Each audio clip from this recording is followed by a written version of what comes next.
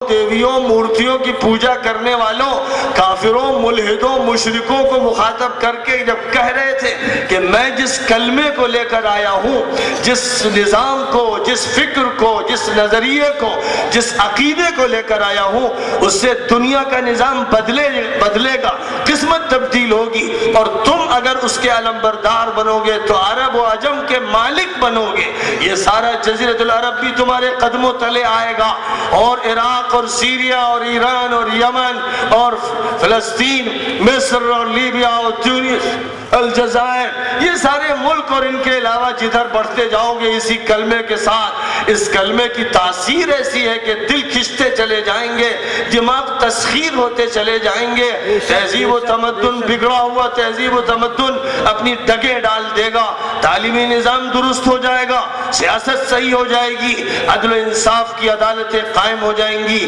اور تم واقعتاً عرب و عجم کے صحیح معنی میں مالک بنو گے۔ یہ وہ کلمہ تھا، اس کلمے کا تعارف نبی نے اس طرح کرایا تھا، لیکن کیا مجھے بتایا جائے یہ کلمہ آج اسی مفہوم میں ہے؟ سب سے زیادہ اس کلمے کا جو ورد کرتا ہے وہ سب سے زیادہ اس کی حکمرانی سے دور ہے، سب سے زیادہ جو ورد میں لگا ہوا، ذکر میں لگا ہوا، اور وہ سمجھ رہا ہے کہ اسی ذکر سے اور اسی ورد سے اس کو معراج نصیب ہو جائے گی، وہ سب سے زیادہ اس کلمے کے مشن سے دور بیٹھا ہوا، اس نے اتنے پر قناعت کر لی ہے جتنے پر قناعت نہ اللہ نے کروائی نہ نبی نے کروائی۔ اللہ نے کہا هو الذی ارسل رسولہ بالہدی ودین الحق لیظہرہ علی الدین کلہ ولو کرہ المشرکون۔ اللہ نے فرمایا کہ اس نے اپنے رسول کو، اپنے پیغمبر کو ہدایت اور دین برحق دے کر بھیجا ہی اسی لیے ہے کہ تمام بگڑے ہوئے مذاہب پر حق کو غالب کر دیا جائے، چاہے شرک کرنے والوں کو کتنا ہی برا لگے۔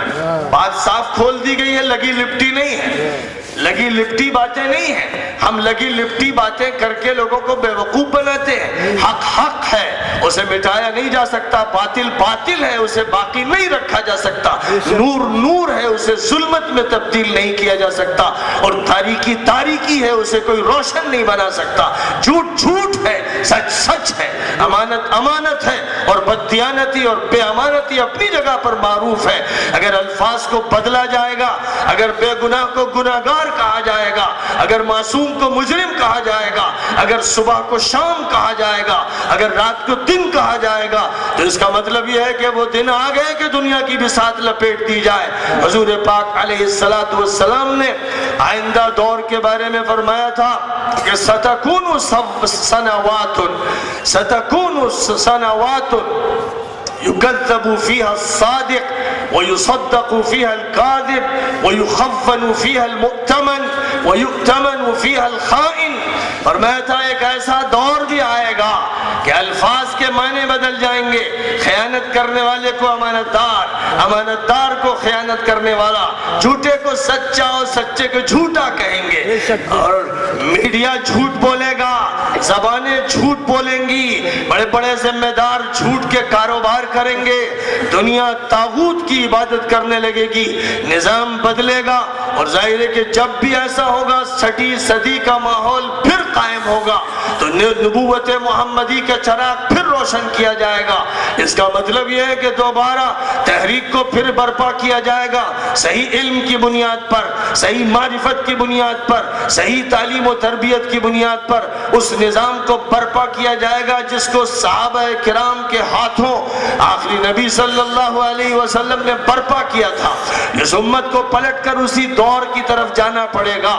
آج کا دور 21ویں صدی کا تاریک دور ہے، لوگ کہتے ہیں بڑی ترقی ہو رہی، بڑا ترقی یافتہ دور ہے، ایسے لوگ احمق ہیں، بے وقوف اور نادان اور بے عقل لوگ، جو ایسے دور کو جس میں عورتوں کی عزت پامال کی جا رہی ہے، لڑکیوں کی آبرو لوٹی جا رہی ہے، نوجوانوں کو آوارہ کیا جا رہا ہے، بڑے بڑے ذمہ دار رشوت خور ہیں، کرپشن ملک کی وزارت عظمیٰ اور وزارت علیٰ اور تمام چھوٹی بڑی وزارتوں اور اداروں میں موجود ہے اور پھیلا ہوا ہے۔ ایک ایسے وقت میں جب فرقے وارانہ فسادات نہ صرف کیے جا رہے ہیں بلکہ پڑھے لکھے لوگ ان کی پلاننگ کرتے کرتے ہیں اور ان کی اسکیم بنا کر عوام کے حوالے کرتے ہیں. جب سمجھدار اور پڑھے لکھے لوگ ہتھیار کی ٹریننگ حاصل کرتے ہیں، بم بناتے ہیں اور ان کا استعمال کر کے بے گناہوں کے چتھڑے اڑوا دیتے ہیں اور پھر جھوٹے الزامات بے گناہوں پر لگا کر ان جیلوں میں سڑوا دیتے ہیں. جب صورتحال یہ ہو، جب بگاڑ یہ ہو کہ امریکہ کی اسکولوں میں ننھے منھے بچے 10 سال 12 سال کے کٹا استعمال کر کے کلاشن کوف استعمال کر کے استادوں کے سینوں کو بھون دیتے ہیں، اور کتنے ایسے علاقے ہیں جہاں سرے شام نکلنا مشکل ہے کہ انسان واپس صحیح حال میں آئے گا کہ نہیں آئے گا اس کا پتہ نہیں ہے. لاکھوں انسان بے روزگار ہیں. کالوں اور گوروں کا فرق ہے، جبکہ اوباما جیسا کالا صدر بنا بیٹھا ہوا ہے، لیکن پھر وہی نسلی فرق جو جڑیلا ہے اور جو یورپ کے ساتھ جڑا ہوا ہے وہ آج بھی موجود ہے. بے شمار اور ہر طرح کے بگاڑ ہیں، چینلز بگڑے ہوئے، اخبارات میں تباہیاں مچی ہوئی، ہر طرف فحاشی، عریانی، شہوت پرستی، نفس پرستی، ظلم، استحصال. کئی صفحے اخبارات کے قتل کی وارداتوں سے، اغوا کی وارداتوں سے، مکر و فریب سے، رشوت خوروں کے دھندوں سے اور ان کی خبروں سے بھرے ہوئے. یہ ترقی یافتہ دور ہے، یہ تاریک دور ہے، طاغوتی دور ہے، ابلیسی دور ہے، شیطانی دور ہے، ظلمانی دور ہے. اس میں جھوٹے نگ ہیں اسکولوں کے اور یونیورسٹی اور کالجوں کے، اور ایجوکیشن فار آل کے جھوٹے مکارانہ نعرے ہیں، الفاظ ہیں، حروف ہیں، فیکلٹیز ہیں اور کالجز ہیں اور کلاسز ہیں اور کتابیں ہیں. لیکن وہ انسان ختم ہوتا چلا جا رہا ہے جو خیر خواہ ہے دوسرے انسانوں کا. وہ انسان ختم ہوتا جا رہا ہے جو ہمدرد ہے، محبت کرنے والا ہے، جو سب کی فکر رکھنے والا ہے. وہ انسان کہاں جا رہا ہے؟ وہ انسان پڑھے لکھے لوگوں میں ختم ہو رہا ہے جو ماں باپ کی عزت کرتا تھا، جو چھوٹوں پر شفقت کرتا تھا، جو اچھی نگاہ سے دیکھتا تھا، جو ہر بڑے کو اپنے باپ اور چچا کی طرح سمجھتا تھا. وہ انسان کالجوں میں ختم ہو رہا ہے، وہ اسکولوں میں ختم ہو رہا ہے. اس کو کون سی تعلیم دی جا رہی ہے جس سے وہ ننگا بچہ ہو رہا ہے؟ کیا صورتحال یہ نہیں ہے؟ کیا تباہیاں کاشتکار مچا رہے ہیں؟ کیا دنیا میں فساد مزدوروں کے ذریعے آ رہا ہے؟ کیا بے پڑھے لکھے جاہل خانچہ فروش ٹھیلا چلانے والے دنیا کی قسمت کو بگاڑ رہے ہیں؟ ہرگز نہیں، ہرگز نہیں. دنیا کی قسمت سے کھلواڑ کرنے والے وہ ہیں جن کے پاس ڈگریز ہیں، جن کے پاس سرٹیفکیٹس ہیں، جن کے دماغوں کے تذکرے اور چرچے ہیں، جن کی لابیز ہیں، جو فرقہ واریت کو فروغ دینے اور اس کی کاشت کرنے کے ماہر ہیں، جن کے پاس ایسے اسکولز ہیں، جن کے پاس ایسی تاریخ کی کتابیں ہیں، جنہوں نے تاریخ کو مسخ کیا، جنہوں نے تاریخ کے ساتھ بڑا گھناؤنا جرم کیا کہ اچھے لوگوں کو برا ثابت کیا اور بروں کو اچھا ثابت کرنے کی کوششیں کی. یہ وہ دور ہے جس دور میں ضرورت اس بات کی ہے کہ جس طرح 6 صدی کے بگاڑ کو دور کرنے کے لیے 7ویں صدی کے شروع میں ایک نبی آخر الزماں کو برپا کیا گیا اور ان کے ذریعے سے ایک امت تیار کی گئی جس امت نے دنیا کے چارج لینے کا فیصلہ کیا. جس قوم نے اور جس ملت نے نبی کی تربیت کے نتیجے میں یہ طے کیا کہ مدینے اور مکے کے مقدس شہروں سے نکل کر شمالی رخ پر اور جنوبی رخ پر بڑھتے ہوئے عراق کو، سیریا کو، ایران کو، ایجپٹ کو ظلم سے نکالنا ہے، استحصال سے نکالنا ہے، انسانیت کے ساتھ جو زیادتی ہو رہی ہے اس سے نکالنا ہے. یہ ہمارا کردار ہے جو ہمیں سونپا گیا ہے اور یہ ہمیں کام ہے یہ وہ کام ہے جو ہمیں کرنا ہے. یہ کام ان لوگوں کے ذریعے نہیں ہوگا جن کا فکر صحیح نہیں، جن کا فلسفہ صحیح نہیں، جن کا بیک گراؤنڈ صحیح نہیں، جن کے پاس انسانیت کے اقدار نہیں ہیں، جن کو صالح تہذیب نہیں ملی ہے، جن کے پاس آخری کتاب نہیں ہے، جن کے پاس آخری نبی کی ہدایت نہیں ہے. ہرگز وہ یہ کام نہیں کر سکتے. جو لوگ یہ سمجھتے ہیں کہ ان کے ذریعے تبدیلیاں آئیں گی بھول بھلائیوں میں ہیں، وہ بھٹکتے چلے جا رہے ہیں. انہوں نے اپنی تاریخ کو بھی فراموش کر دیا اور اس اولین نسل کے لوگوں کو فراموش کر دیا جن کی تاریخ کی وجہ سے دنیا میں جو کچھ رمق ہے انسانیت کی، تہذیب کی، تمدن کی، انہی کی محنتوں اور کوششوں کے نتیجے میں ہے. اور یہ ایک تاریخی فیکٹ ہے.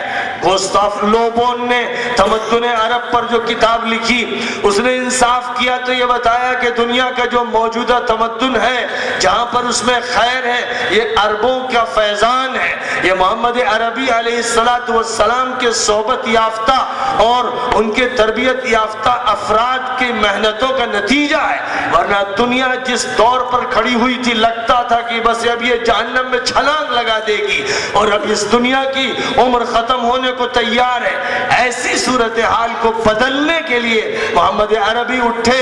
آپ کہتے تھے لوگو انتم تقحمون فی النار وانا آخذ بحجزکم، لوگ تم جہنم میں کودنا چاہتے ہو اور میں تمہیں پکڑ پکڑ کے تمہارے پٹکے پکڑ پکڑ کے کھینچ رہا ہوں، بچا رہا ہوں کہ حلم الیہ، میری طرف آ جاؤ، جنت کے راستے پر پڑ جاؤ۔ اس لیے اٹھے تھے، کام یہ تھا جو آپ کا تھا۔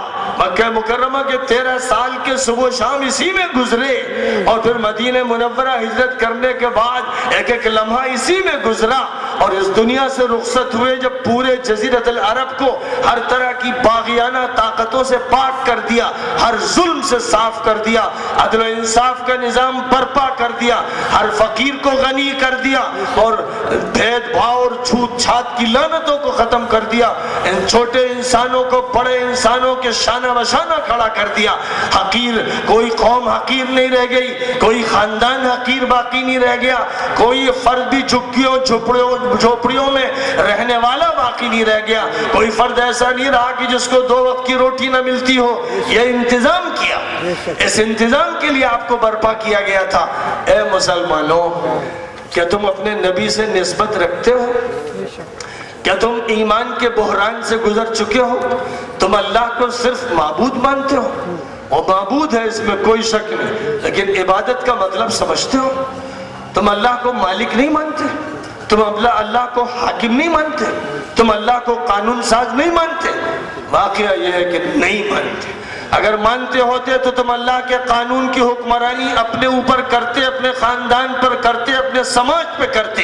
اگر تم اس کو مانتے کہ حکمرانی اس کی ہے تو کہتے ان الحکم الا للہ امر اللہ تعبدوا الا ایاہ، حکمرانی اللہ کی ہے اصلاً، باقی سب مجازی ہیں جن کو وقتی طور پر اقتدار سونپا جاتا ہے۔ اس کا حکم ہے کہ اسی کی بندگی کرو، اسی کی بات مانو، اس کی اطاعت کرو، اس کے خلاف قدم مت بڑھاؤ۔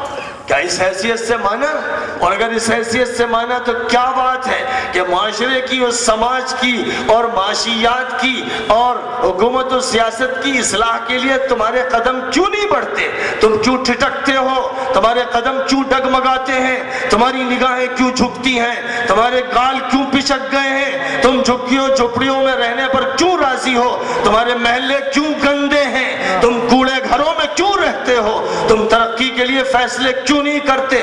اور یہ کام تمہارے اپنے لیے نہیں ہے، تمہیں انسانیت کے لیے کام کرنا ہے۔ کوئی بھید بھاؤ ہندو اور مسلمانوں کے درمیان نہیں، کوئی بھید بھاؤ یہودی اور عیسائی اور جینی اور بدھسٹ اور سکھ اور مسلمان اور دیگر اہل مذاہب کے درمیان حقوق شہریت میں نہیں ہے۔ سارے شہری برابر ہیں، سب کو یکساں حق دیا جا رہا ہے، سب کو رہنے کا مکان، سب کو ملازمت یا سب کو تجارت یا عرفہ یا صنعت ملنا ہے۔ اگر کوئی اپائج ہے تو حکومت کی ذمہ داری ہے، ویلفیئر اسٹیٹ کی ذمہ داری ہے کہ اس کی معاشی ضروریات کی کفالت کرے۔ حکومت کی ذمہ داری ہے کہ سب کو تعلیم دی جائے۔ تعلیم ایک کمرشیلائز پیشہ نہیں ہے کہ جس کے پاس پیسے ہوں وہ اسکول میں پڑھے اور اچھے سے اچھے اسکول میں داخلہ لے، جو غریب ہو وہ اسکول نہ جا سکے، اس کے لیے یتیم خانے ہوں اور ان یتیم خانوں کے پاس انتظامات بھی نہ ہو۔ یہ مجرمانہ حکومتوں کا عمل ہوتا ہے۔